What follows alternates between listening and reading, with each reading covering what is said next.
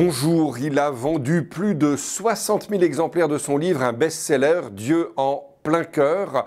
Le père René Luc va nous rejoindre ici à Monaco dans quelques jours. Ce sera le mardi 7 février à l'Agora, 20 h, pour une conférence qui s'intitule « De la conversion à la mission ». Et bien sûr, comme d'habitude, nous avons voulu le rencontrer avant. Père René Luc, bonjour. Alors, j'ai cru comprendre qu'en fait, plutôt qu'un prêtre, j'ai failli interviewer aujourd'hui un gangster. Ben oui, effectivement, disons que la trajectoire de ma vie, c'est pas celle habituelle qui prépare au sacerdoce, loin de là. Et effectivement, j'ai fréquenté dans mon parcours de vrais gangsters. C'est ce que je vous raconterai lors de ma petite conférence quand je vais vous voir bientôt.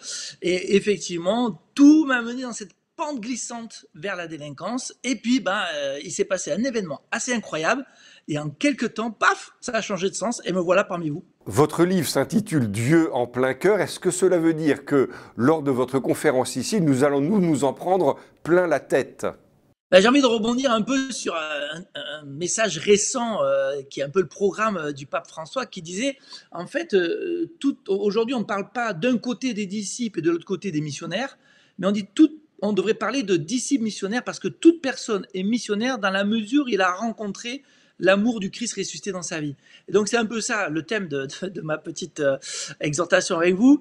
En fait, c'est de montrer que la mission, c'est pas une option, mais fait partie de l'ADN du disciple qui a fait une expérience. Le problème, c'est que beaucoup de gens ont fait l'expérience, beaucoup des auditeurs ont fait l'expérience, mais ils ne sont pas toujours capables d'en rendre compte. Et donc c'est un peu ça qu'on va travailler ensemble.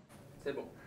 Nos téléspectateurs peuvent voir que vous portez un beau blouson avec marqué dessus Cap Missio. Je crois que c'est une fondation que vous avez faite avec Monseigneur Carré, l'ancien archevêque de Montpellier. Est-ce que dans le fond, ce que vous venez de nous dire, vous essayez de le mettre en pratique dans cette fondation Cap Missio ? Alors, Cap Missio a une intuition très particulière, très simple, qui vient de Jean-Paul II. D'ailleurs, il reprenait lui-même de Paul VI dans Evangelii Nucendi, qui disait que les meilleurs apôtres des jeunes sont les jeunes eux-mêmes. Ça peut se comprendre. C'est-à-dire que lorsqu'on va parler de Dieu à des jeunes de 18-20 ans, si vous avez un prêtre de 56 ans qui vous parle, ça n'a quand même pas le même impact que si vous avez un jeune de 20, 21, 22 ans. Donc les meilleurs apôtres sont les jeunes eux-mêmes. Le problème, c'est que ces jeunes, on voudrait bien les avoir sous la main, mais ils ont leurs études, ils ont leur travail. Donc l'idée, l'intuition, c'est de créer une année de formation pour recevoir des jeunes qui, d'un côté, sont formés, mais surtout sont disponibles pendant 1 an pour faire ce type de mission auprès des autres jeunes. Je l'ai déjà dit, votre livre s'appelle « Dieu en plein cœur ». Une dernière question, est-ce que ça vaut la peine dans sa vie de recevoir Dieu en plein cœur ? Mais oui, vous savez qu'on n'est pas, en ce moment vous m'écoutez, vous et les auditeurs, on n'est pas qu'un cœur, on est aussi une intelligence. Mais le problème, c'est que si ça reste au niveau de l'intelligence, la relation à Dieu, elle est un peu compliquée. Et donc, du coup, je pense que c'est bien lorsqu'il y a un peu les deux. C'est-à-dire qu'il y a à la fois l'émotion d'avoir rencontré Jésus et à la fois l'intelligence qui veut creuser, cheminer, se former. Et donc, ce petit chemin entre les deux, il est assez intéressant.